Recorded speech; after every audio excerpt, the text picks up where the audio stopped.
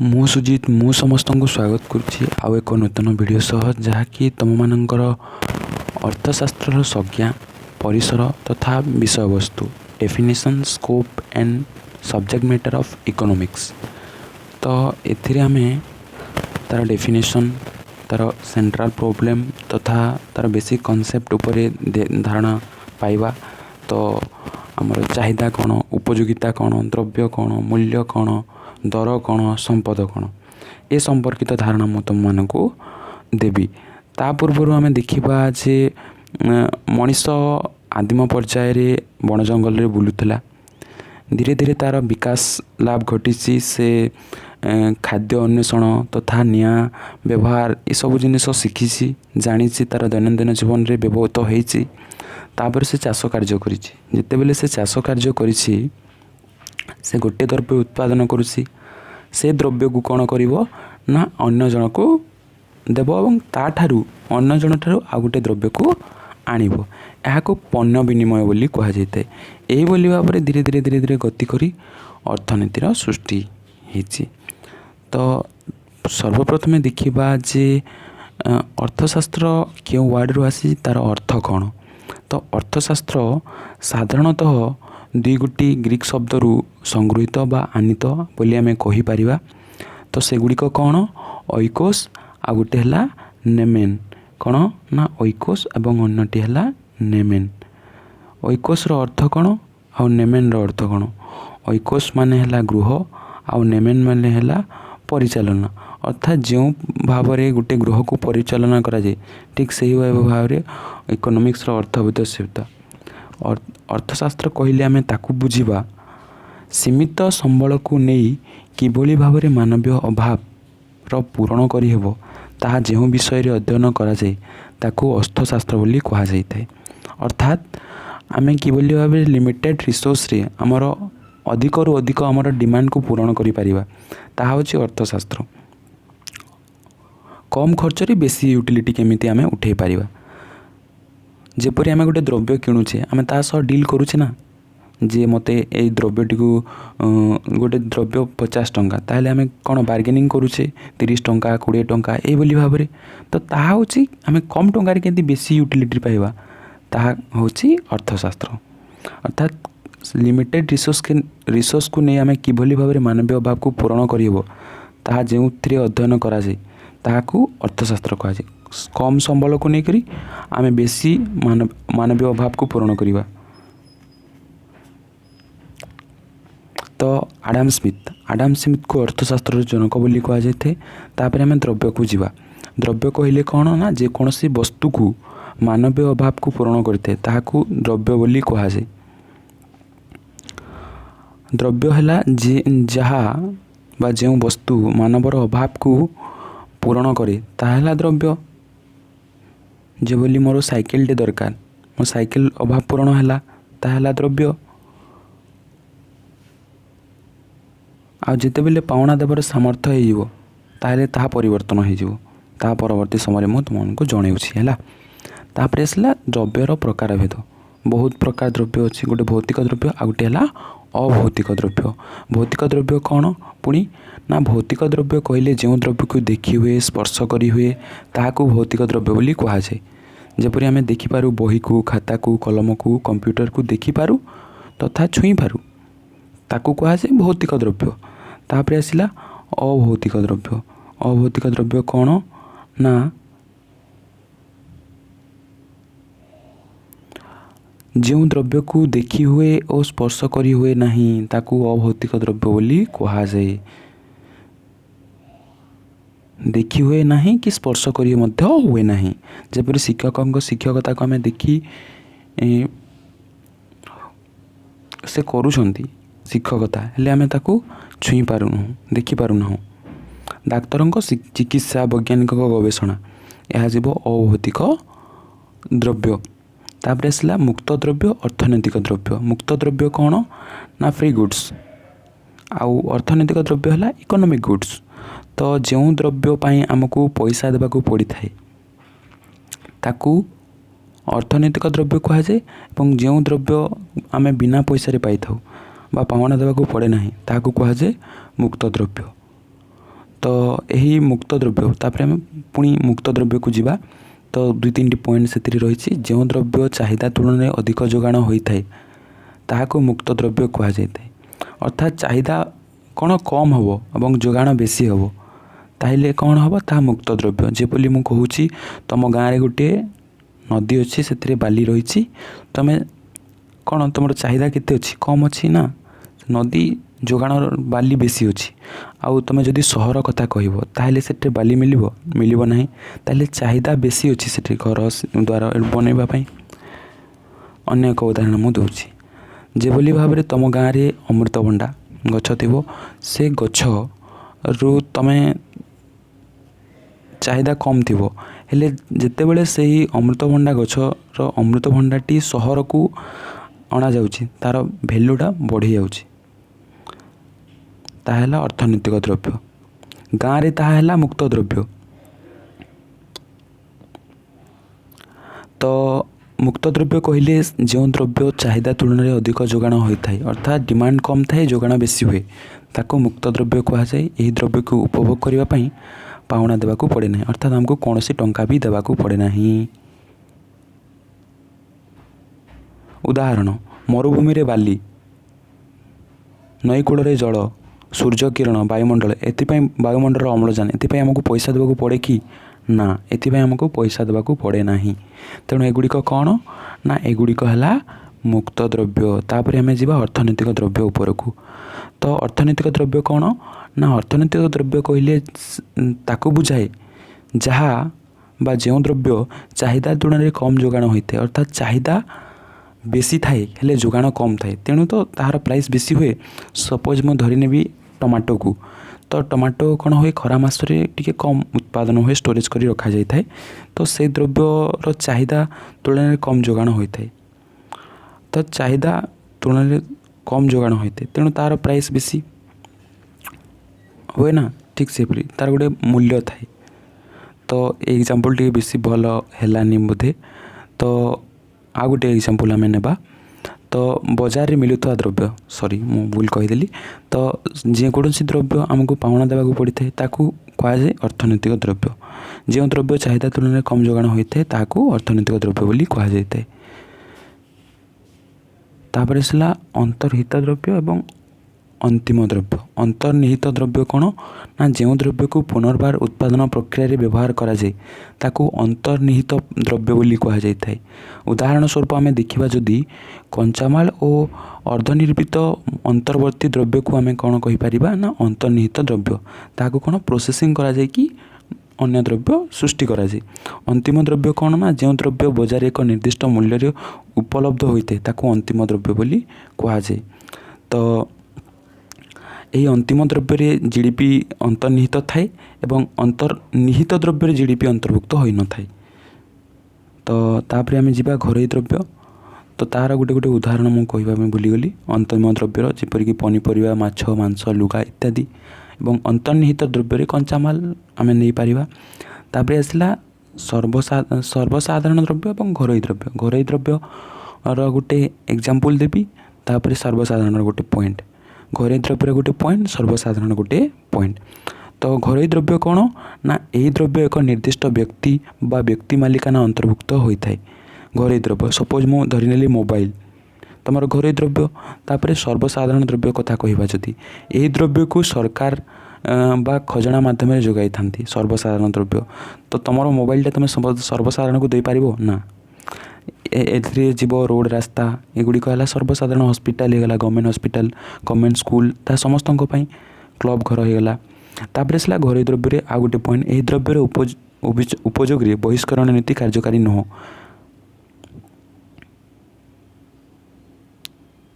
यही द्रव्यर उपयोग बहिष्करण नीति कार्यकारी होता है अर्थात एथिरे बहिष्कार कर जाए। तुम सपोज कर गोटे प्राइवेट कंपनी चाकरी कर तुम मान को बाहर कर दे जाए पारे। तापर सर्वसाधारण द्रव्य जदि कहबा ए द्रव्य बहिष्करण नीति प्रযোज्य नुहे। सपोज तुम गवर्नमेंट जॉब करुछ ताहले तुमको कहीं से अलग करें विच्युति करें। तापर आसला थर्ड पॉइंट यही द्रव्य उपभोग में प्रतियोगिता परिलक्षित होता है।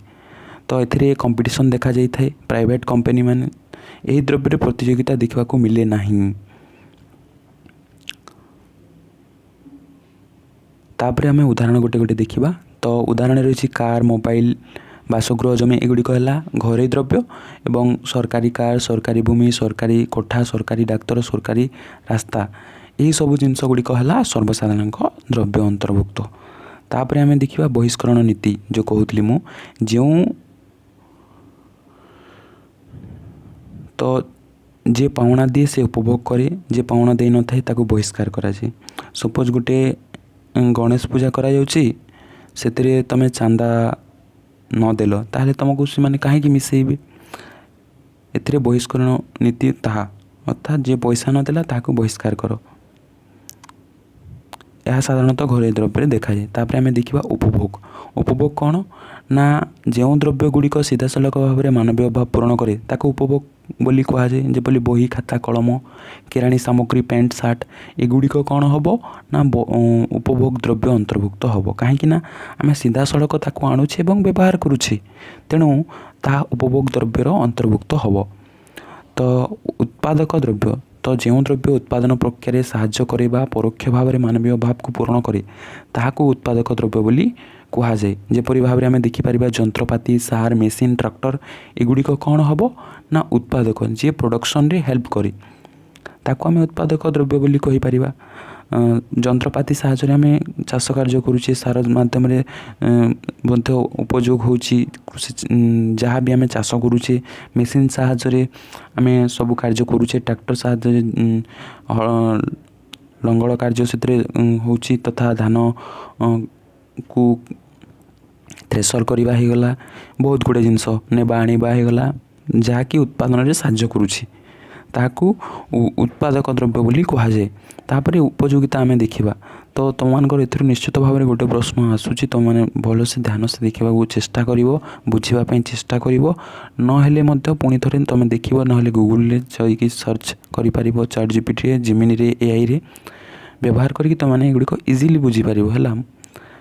ତ ଦ୍ରବ୍ୟ ବା ସେବାର ମାନବୀୟ ଅଭାବ ପୂରଣକାରୀ କ୍ଷମତାକୁ ଆମେ ଉପଯୋଗିତା ବୋଲି କହିଛୁ। କ'ଣ ନା ଦ୍ରବ୍ୟ ସେବାର ମାନବୀୟ ଅଭାବ ପୂରଣକାରୀ କ୍ଷମତା, ଯେଉଁ ମାନବର ଅଭାବକୁ ପୂରଣ କରିପାରେ, ଯେ ତା'ର କ୍ଷମତା ଅଛି ଯାହା ପାଖରେ, ତାହାକୁ କ'ଣ ଯେଉଁ ଦ୍ରବ୍ୟର ସେବାର କ୍ଷମତା ଅଛି ତାକୁ ଆମେ ଉପଯୋଗିତା ବୋଲି କହିଥାଉ। ସପୋଜ ମୁଁ ଧରିନେଲି ପାଉଁରୁଟିରୁ ମୋର କ୍ଷୁଧା ନିବାରଣ ହେଲା, ତାହା ହେଲା ୟୁଟିଲିଟି। ଯଦି ମୋର ପାଣିରୁ ଶୋଷ ମେଣ୍ଟୁଛି ତାହେଲେ ତାହା ମଧ୍ୟ ଗୋଟେ ୟୁଟିଲିଟି। ତ ଏହି ୟୁଟିଲିଟି ବା ଉପଯୋଗିତାକୁ ଭିନ୍ନ ଭାଗରେ ବିଭକ୍ତ କରାଯାଇଛି। ସେଗୁଡ଼ିକ ହେଲା ସ୍ଥାନ ଉପଯୋଗିତା, ଆକାର ଉପଯୋଗିତା, ସମୟ ଉପଯୋଗିତା, ସେବା ଉପଯୋଗିତା। ପ୍ରଥମେ ଆମେ ଦେଖିବା ଆକାର ଉପଯୋଗିତା। ଯେକୌଣସି ବସ୍ତୁ ବା ପଦାର୍ଥର ଆକାର ବା ଆକୃତି ପରିବର୍ତ୍ତନ କରିବା ଦ୍ୱାରା ଉପଯୋଗିତା ସୃଷ୍ଟି ହେଲେ ତାକୁ ଆକାର ଉପଯୋଗିତା ବୋଲି କୁହାଯାଇଥାଏ। ତାପରେ ଆମେ ତା'ର ଉଦାହରଣ ଦେଖିବା ଯେ ଯେତେବେଳେ କ'ଣ ହୁଏ ନା ଜଣେ ବଢ଼େଇ କାଠରୁ ଚୌକିଟିଏ, ମେଜ୍ଟିଏ ତିଆରି କରିଥାଏ, ସେତେବେଳେ ତା'ର ଆକାରରେ ପରିବର୍ତ୍ତନ ହୋଇଥାଏ। ତୁମେ କାଠଟିଏ ନେଲ, ସେଥିରୁ ସେ ମେଜ୍ ତିଆରି କରୁଛି, ଚୌକି ତିଆରି କରୁଛି, ତାହାର ଆକାରରେ ପରିବର୍ତ୍ତନ କରିବ ନା, ନହେଲେ କିଭଳି ଭାବରେ ସେ ତିଆରି କରିପାରିବ। ତ ଠିକ୍ ସେହିପରି ଭାବରେ କୁମ୍ଭାର ମାଟିରୁ ମାଠିଆ ତିଆରି କରିବା ହେଇଗଲା। ତାପରେ ସ୍ଥାନଗତ ଉପଯୋଗିତା। ସ୍ଥାନଗତ ଉପଯୋଗିତା କ'ଣ ନା କୌଣସି ବସ୍ତୁ ବା ପଦାର୍ଥର ସ୍ଥାନରେ ପରିବର୍ତ୍ତନ କରିବା ଦ୍ୱାରା ଯଦି ଉପଯୋଗିତା ସୃଷ୍ଟି ହୁଏ ତାକୁ ସ୍ଥାନ ଉପଯୋଗିତା ବୋଲି କୁହାଯାଇଥାଏ। ଉଦାହରଣ ସ୍ୱରୂପ ଯେଭଳି ପୁଷ୍ପା ଫିଲ୍ମ ତୁମେମାନେ ସମସ୍ତେ ଦେଖିଥିବ ବୋଲି ଆଶା କରେ। ତ ସେଥିରେ କ'ଣ ହେଇଛି ନା ଜଙ୍ଗଲରୁ କାଠ ଆଣି ବଜାରରେ ବିକ୍ରି କରିଥାଏ। ତ ତାହା ଅର୍ଥାତ୍ ଜଙ୍ଗଲରେ ତାହା ଫ୍ରି ଗୁଡ୍, କିନ୍ତୁ ତାହାର ସ୍ଥାନାନ୍ତରଣ କରିଛି, ବଜାରରେ ବିକ୍ରି କରିଛି, ତେଣୁ ତା'ର ସ୍ଥାନର ୟୁଟିଲିଟି ହେଇଛି। ତାପରେ ଆମେ ଦେଖିବା ସମୟ ଉପଯୋଗିତା। ସମୟ ପରିବର୍ତ୍ତନ ହେବା ଦ୍ୱାରା ଯଦି କୌଣସି ଜିନିଷରେ ଉପଯୋଗିତା ସୃଷ୍ଟି ହୁଏ ତାକୁ ସମୟ ଉପଯୋଗିତା ବୋଲି କୁହାଯାଇଥାଏ। ତ ଯଦି ଆମେ ଦେଖିବା କୃଷି କାର୍ଯ୍ୟ ଗୋଟେ ଦ୍ରବ୍ୟ ନିର୍ଦ୍ଦିଷ୍ଟ ସମୟରେ ଅମଳ ହୁଏ ଏବଂ ତାକୁ ବିକ୍ରି କରେ ଚାଷୀ, ତାହା ଏହାର ଅନ୍ତର୍ଭୁକ୍ତ ହେବ। ତାପରେ ଆସିଲା ସେବା ଉପଯୋଗିତା। ସେବା ଉପଯୋଗିତା କ'ଣ ନା ସେବା କାର୍ଯ୍ୟ ଦ୍ୱାରା ଯେଉଁ ଉପଯୋଗିତା ସୃଷ୍ଟି ହୁଏ ତାକୁ ସେବା ଉପଯୋଗିତା ବୋଲି କୁହାଯାଇଥାଏ। ଡାକ୍ତରଙ୍କ ସେବା, ଅଧ୍ୟାପକଙ୍କ ଅଧ୍ୟାପନା ହେଇଗଲା, ବୈଜ୍ଞାନିକ ଗବେଷଣା, ଓକିଲଙ୍କ ଓକିଲାତି। ତାପରେ ଆମେ ଦେଖିବା ସମ୍ପଦ। ସମ୍ପଦ କ'ଣ ନା ସାଧାରଣ ଅର୍ଥରେ ସମ୍ପଦ କହିଲେ ଧନ ସମ୍ପତ୍ତିକୁ ବୁଝାଇଥାଏ, କିନ୍ତୁ ଅର୍ଥଶାସ୍ତ୍ରରେ ସମ୍ପଦ କହିଲେ ସାଧାରଣତଃ ନିମ୍ନ 4ଟି ବୈଶିଷ୍ଟ୍ୟ ଥାଏ ତାକୁ ବୁଝାଏ। ସ୍ୱଳ୍ପତା, ଉପଯୋଗିତା,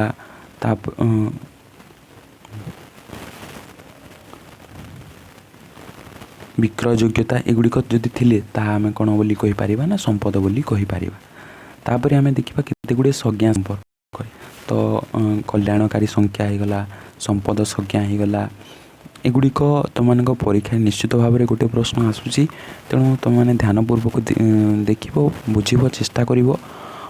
ତ ଦେଖିବା ଯେ 1776 ମସିହାରେ ଜଣେ ଇଂରେଜ ଅର୍ଥନୀତିଜ୍ଞ କିଏ ନା ଆଡାମ ସ୍ମିଥ, ଯାହାକୁ ଆମେ ଅର୍ଥଶାସ୍ତ୍ରର ଜନକ ବୋଲି କହୁଛେ, ତାଙ୍କ ରଚିତ ପୁସ୍ତକ ରାଷ୍ଟ୍ରଗଣଙ୍କ ସମ୍ପଦର ପ୍ରକୃତି ଓ କାରଣର ଅନୁସନ୍ଧାନ। ତାଙ୍କର ପୁସ୍ତକର ନାଁ କ'ଣ ନା ରାଷ୍ଟ୍ରଗଣଙ୍କ ସମ୍ପଦର ପ୍ରକୃତି ଓ କାରଣର ଅନୁସନ୍ଧାନ। ତ ତାଙ୍କର ସମ୍ପଦ, ପ୍ରକୃତି ଏବଂ କାରଣର ଅନୁସନ୍ଧାନ ସେ ଲେଖିଛନ୍ତି ଯେ ଅର୍ଥଶାସ୍ତ୍ର ସଂଜ୍ଞା କରିଛନ୍ତି।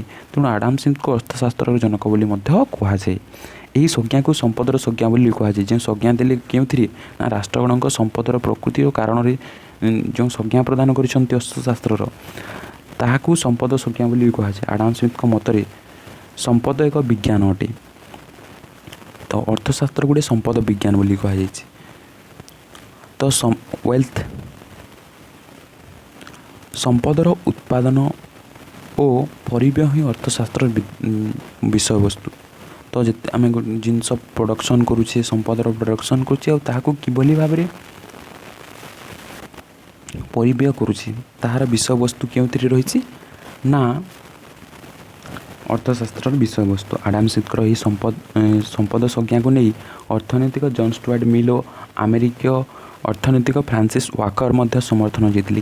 କିଏ ନା ଜନ୍ ଷ୍ଟୁଆର୍ଟ ମିଲ୍ ଏବଂ ଫ୍ରାନ୍ସିସ୍ ୱାକର, ଦୁଇ ଜଣ ଆମେରିକୀୟ ଅର୍ଥନୀତିଜ୍ଞ ବା ଇକୋନୋମିଷ୍ଟ କ'ଣ କରିଥିଲେ ନା ସପୋର୍ଟ କରିଥିଲେ। ଯେ ତାଙ୍କ ମତ କ'ଣ ଥିଲା, ଆଡାମ ସ୍ମିଥଙ୍କର ମତରେ ସମ୍ପଦର କେତେ ଗୁଡ଼ିଏ ବୈଶିଷ୍ଟ୍ୟ ରହିଛି। କ'ଣ ନା କେବଳ ଭୌତିକ ପଦାର୍ଥ ସମ୍ପଦ ପଦବାଚ୍ୟ ଅଟେ। ଯେ ଭୌତିକ ପଦବାଚ୍ୟ କାହାର ପଦବାଚ୍ୟ? ଭୌତିକ ପଦାର୍ଥ ସମ୍ପଦର ପଦବାଚ୍ୟ ଅଟେ। ତ ଦ୍ରବ୍ୟ ଗୁଡ଼ିକର ଚାହିଦା ତୁଳନାରେ ସ୍ୱଳ୍ପ ହେବା ବିଧେୟ। ତା ଯେତେ ଚାହିଦା ଦ୍ରବ୍ୟ ଗୁଡ଼ିକ ଚାହିଦା ତୁଳନାରେ ସ୍ୱଳ୍ପ ହେବା ଆବଶ୍ୟକ। ଚାହିଦା ଯେତେ ଅଛି ତା'ରୁ କମ୍ ହେବା ଆବଶ୍ୟକ ଦ୍ରବ୍ୟ। ତାପରେ ଭୌତିକ ଦ୍ରବ୍ୟ ପଦାର୍ଥ କେବଳ ହେବ ବୋଲି କହୁଛନ୍ତି, ଅର୍ଥାତ୍ ଯାହା ଆମେ ଦେଖିପାରୁଛେ, ଛୁଇଁ ପାରୁଛେ, ସେଗୁଡ଼ିକ ସମ୍ପଦ ପଦବାଚ୍ୟ ହେବ ବୋଲି କହୁଛନ୍ତି। ପୁଣି ମୁକ୍ତ ବାୟୁ, ସୂର୍ଯ୍ୟକିରଣ ଓ ମରୁଭୂମିରେ ବାଲି ଭଳି ମୁକ୍ତ ଦ୍ରବ୍ୟ ଗୁଡ଼ିକ ସମ୍ପଦ ପଦବାଚ୍ୟ ନୁହନ୍ତି ବୋଲି ସେ କହୁଛନ୍ତି। ସମ୍ପଦ ବୋଲି ଆମେ କ'ଣ ବୁଝୁ? ମୁଁ ପୂର୍ବରୁ ମଧ୍ୟ କହିଥିଲି ଯେ ତାକୁ ବୁଝାଏ ଯାହାର ଚାରିଗୋଟି ବୈଶିଷ୍ଟ୍ୟ ସ୍ୱଳ୍ପତା, ଉପଯୋଗିତା, ବିକ୍ରୟ ଯୋଗ୍ୟତା, ବାହିକ ସ୍ଥିତି ଥିବ। ତୁମେମାନେ ନୋଟ୍ ଡାଉନ୍ କରିଦିଅ। ସ୍ୱଳ୍ପତା, ଉପଯୋଗିତା, ବାହ୍ୟକ ସ୍ଥିତି ଏବଂ ବିକ୍ରୟ ଯୋଗ୍ୟତା। ତା'ର ବିକ୍ରି ହେଉଥିବ, ତା'ର ସ୍ୱଳ୍ପତା ଥିବ, ଅର୍ଥାତ୍ କମ୍ ଥିଲେ ସିନା ଆମେ ବିକିପାରିବା ବେଶୀ ପ୍ରାଇସ୍ରେ, ବା ପ୍ରାଇସ୍ ଗୋଟେ ଭ୍ୟାଲୁ ରହିବ। ବେଶୀ ରହିଗଲେ ତା ଭ୍ୟାଲୁ କିଏ ଦେବ ନା। ତା'ର ଉପଯୋଗିତା ଥିବ, କୌଣସି କାର୍ଯ୍ୟରେ ଆମକୁ ହେଲ୍ପ କରୁଥିବ। ତା'ର ସ୍ୱଳ୍ପତା, ଉପଯୋଗିତା, ବିକ୍ରୟ ଯୋଗ୍ୟତା, ବାହିକ ସ୍ଥିତି ଥିବ।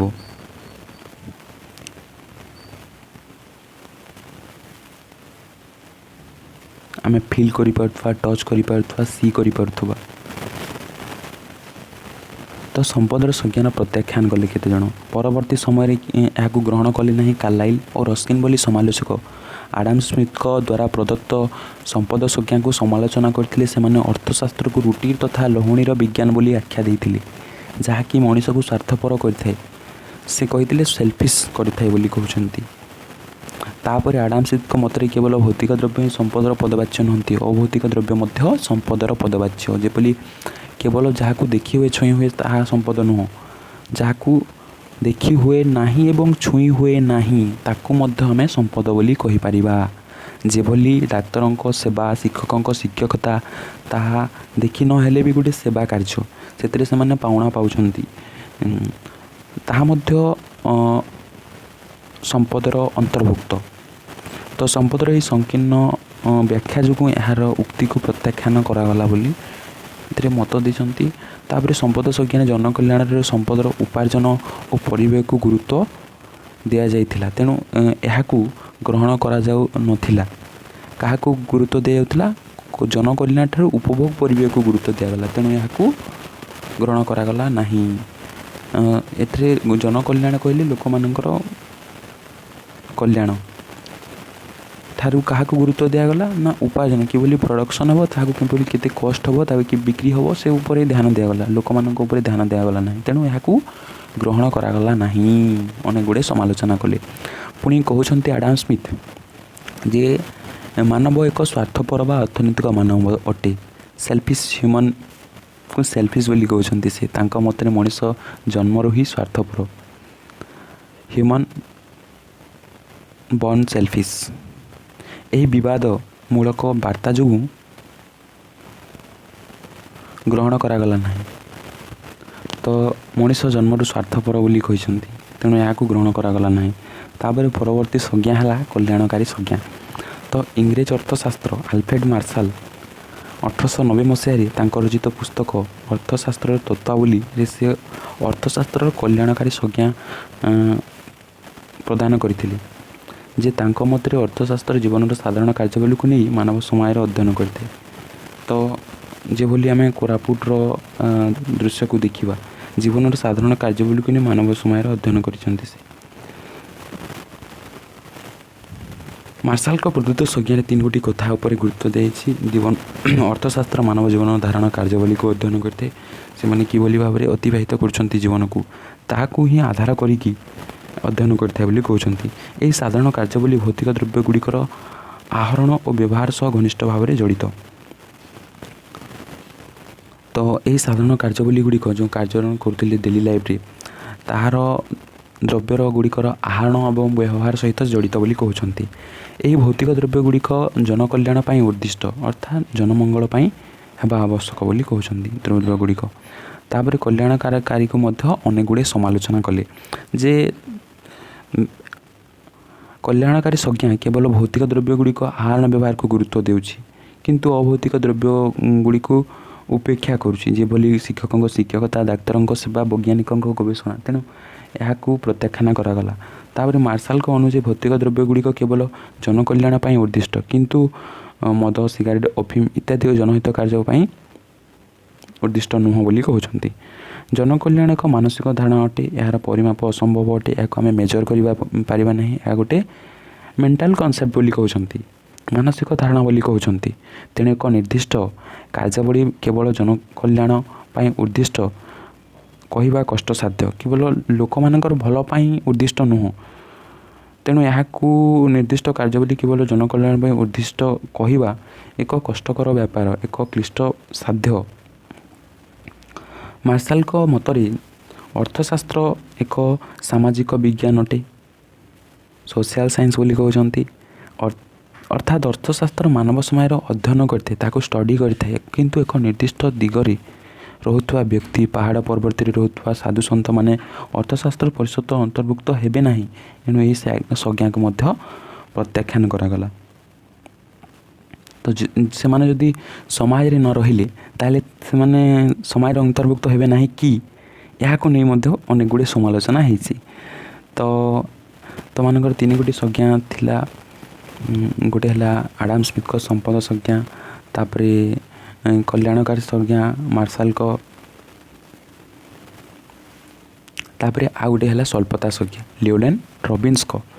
ତ କଲ୍ୟାଣକାରୀ ସଂଜ୍ଞା ପ୍ରତ୍ୟାଖ୍ୟାନ ହେଲା ପରେ ଏବଂ ସମ୍ପଦ ସଂଜ୍ଞା ମଧ୍ୟ ପ୍ରତ୍ୟାଖ୍ୟାନ ହେଲା ପରେ କ'ଣ ହେଇଛି ନା 1932 ମସିହାରେ ବିଶିଷ୍ଟ ଇଂରେଜ ଅର୍ଥଶାସ୍ତ୍ରୀ ଲିଓନେଲ୍ ରବିନ୍ସ ତାଙ୍କ ରଚିତ ପୁସ୍ତକ ଅର୍ଥନୀତି ବିଜ୍ଞାନର ପ୍ରକୃତି ତାତ୍ପର୍ଯ୍ୟ ସମ୍ବନ୍ଧୀୟ ପ୍ରବନ୍ଧରେ ସ୍ୱଳ୍ପତା ସଂଜ୍ଞା ବା ଦୁଷ୍ପ୍ରାପ୍ୟତା ସଂଜ୍ଞା ପ୍ରଦାନ କରିଥିଲେ। ତାଙ୍କ ମତରେ ଅସୀମ ଅଭାବ, ବିକଳ୍ପ ବ୍ୟବହାର ଥିବା ସୀମିତ ସମ୍ବଳ ମଧ୍ୟରେ ଥିବା ସମ୍ପର୍କ ପରିପ୍ରେକ୍ଷୀରେ ମାନବର ଆଚରଣକୁ ଅଧ୍ୟୟନ କରୁଥିବା ବିଜ୍ଞାନ ହେଉଛି ଅର୍ଥଶାସ୍ତ୍ର ବୋଲି କହୁଛନ୍ତି। ତ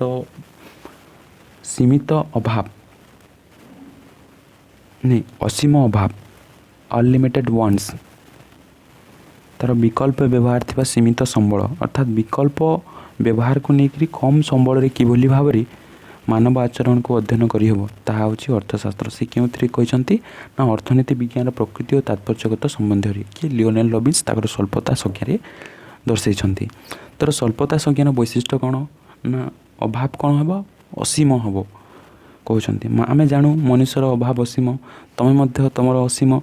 ତ ତୁମେ ଯେତେବେଳେ ଗୋଟେ ମୋବାଇଲଟେ କିଣୁଛ ସେତେବେଳେ କ'ଣ କରିବ ना सिमटे दरकार। सिमटे हेले पुणी तुम रिचार्जटे कर, रिचार्ज सरीगले पुणी रिचार्ज, तो मोबाइल पुणी भल कवर, पुणी तार मेंटेनेंस बहुत गुड़े जिनस अच्छी।